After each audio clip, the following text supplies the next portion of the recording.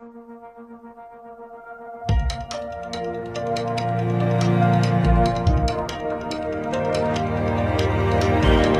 Everyone, आपका स्वागत है हमारे YouTube channel the learning loop online education platform पर।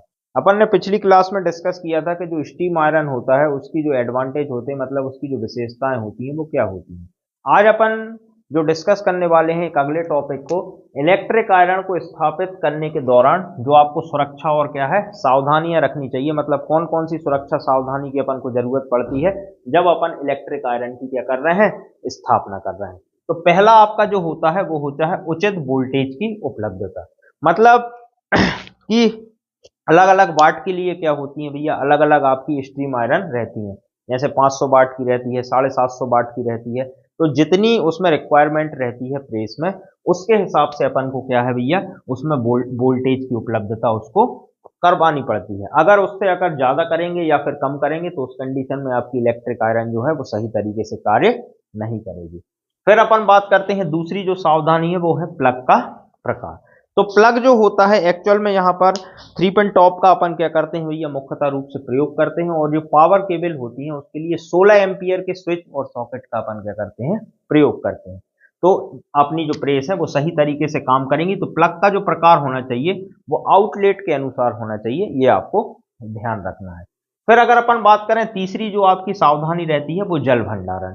जल भंडारण जो है वो स्ट्रीम आयरन में जो पानी की टंकी रहती है उसमें जल भंडारण की क्या रहती है भैया, उपलब्धता रहती है।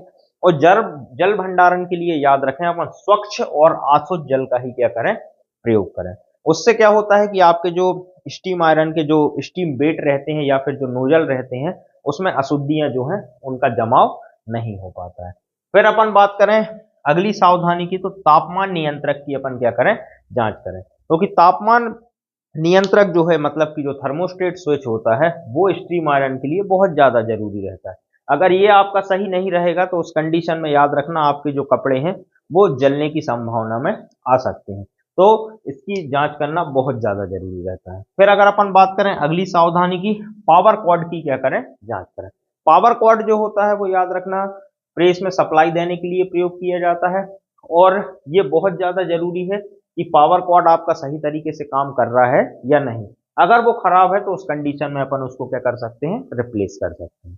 फिर अगर अपन बात करें अगली सावधानी की, तो इंडिकेटिंग लैंप की क्या करें, जांच करें। तो इंडिकेटिंग लैंप जो होता है वो समय समय पर क्या होता है, जलता और बुझता है, जिससे अपन को पता चलता है कि आपका जो थर्मोस्टेट स्विच है वो सही तरीके से कार्य कर रहा है। अगर ये आपका इंडिकेशन लैंप जो है वो ब्लिंक नहीं कर रहा है या सही समय पे जल बुझ नहीं रहा है तो उस कंडीशन में आपका थर्मोस्टेट जो स्विच होता है वो आपका क्या हो चुका है, खराब हो चुका है। तो इसकी भी जांच आपको समय समय पर करना पड़ेगी।